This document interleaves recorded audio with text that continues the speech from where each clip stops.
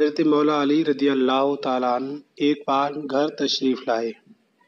حضرت فاطمہ رضی اللہ تعالیٰ نے کہا، میں نے یہ سوت کاتا ہے، آپ اسے بازار لے جائیے اور بیچ کر آٹا لے آئیے تاکہ حسن و حسین رضی اللہ تعالیٰ عنہما کو روٹی کھلاؤں۔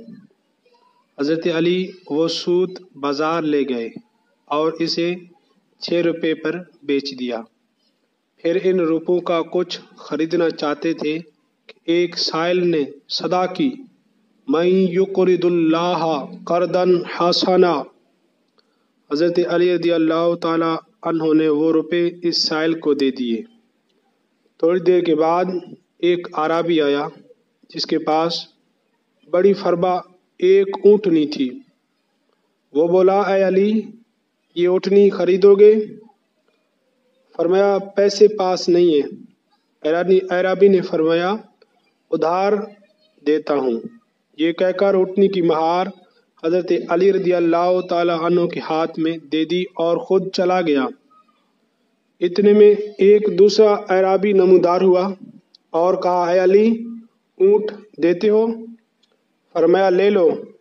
اعرابی نے کہا، 300 نقد دیتا ہوں، اور یہ کہا اور 300 نقد حضرت علی کو دے دیے اور اونٹنی لے کر چلا گیا۔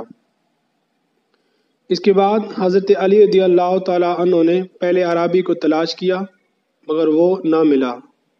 آپ گھر آئے اور دیکھا حضور صلی اللہ علیہ وسلم حضرت فاطمہ کے پاس تشریف فرمائے۔ حضور نے مسکرا کر فرمایا، اے علی، اونٹنی کا قصہ تم سناتے ہو یا میں سناؤں؟ حضرت علی رضی اللہ تعالیٰ عنہ نے عرض کی، کیا حضور آپ ہی سنائیں؟ فرمایا، پہلا اعرابی جبرائیل علیہ السلام تھا اور دوسرا اعرابی اسرافیل علیہ السلام تھا، اور اونٹنی جنت کی، وہ اونٹنی تھی جس پر جنت میں فاطمہ سوار ہوگی۔ خدا کو تمہارا ایثار جو تم نے 6 روپے سائل کو دیے پسند آیا، اور اس کے صلے میں دنیا میں بھی اس نے تمہیں اس کا اجر اونٹنی کی خرید و فروخت کے بہانے دیا۔